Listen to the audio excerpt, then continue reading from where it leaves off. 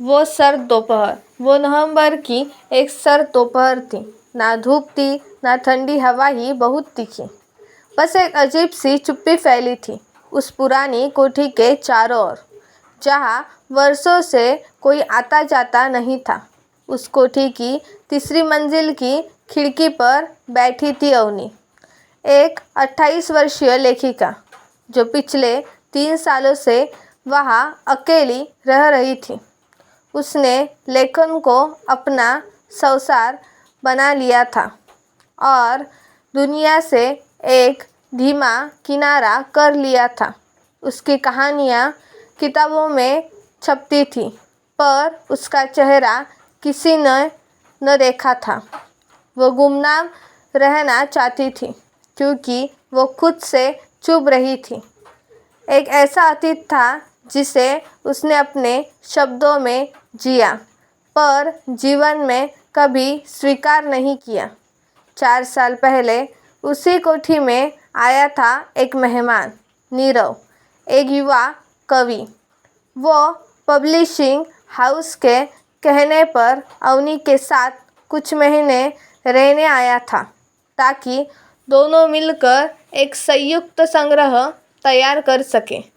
नीरव की कविताएं कच्ची थीं, पर दिल से निकली थीं, और अवनी की कहानियाँ परिपक्व थीं, लेकिन भावना से दूर। उनकी पहली मुलाकात बहस से शुरू हुई थी।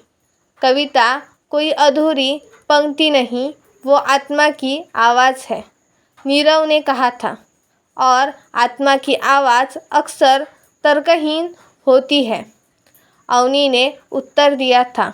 लेकिन बहस धीरे धीरे संवाद में बदली।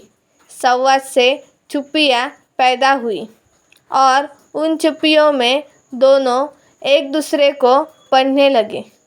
नीरव की आंखों में वो बेचैनी थी जो केवल एक सच्चा प्रेमी जानता है, और अवनी की आंखों में वो डर था जो सिर्फ वही जानती है जिसने पहले किसी को खोया है।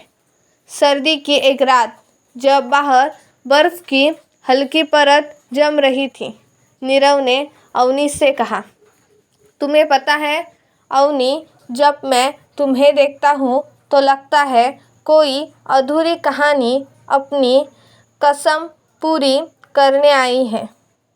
अवनी ने कुछ नहीं कहा, बस अपनी डायरी में एक पंक्ति लिखी, जिस प्रेम में शब्द कम पड़ जाए वही प्रेम शायद सच्चा होता है।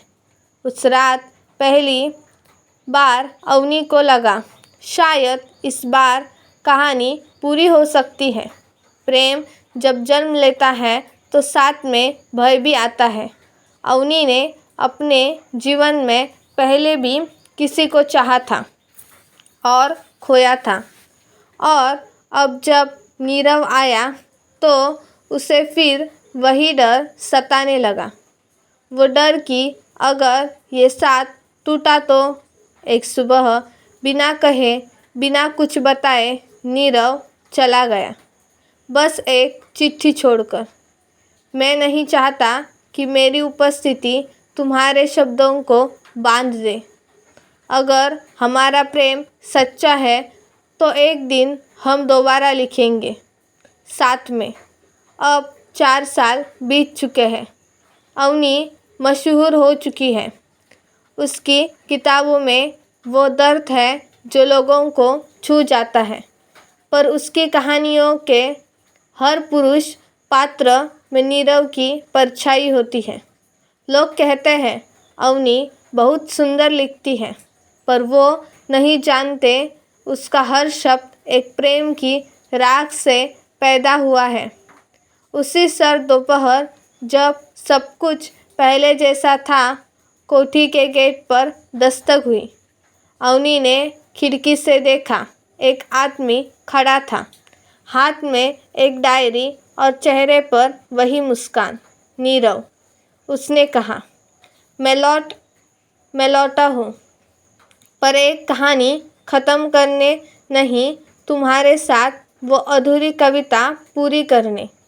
अवनी ने पहली बार उसे गले लगाया।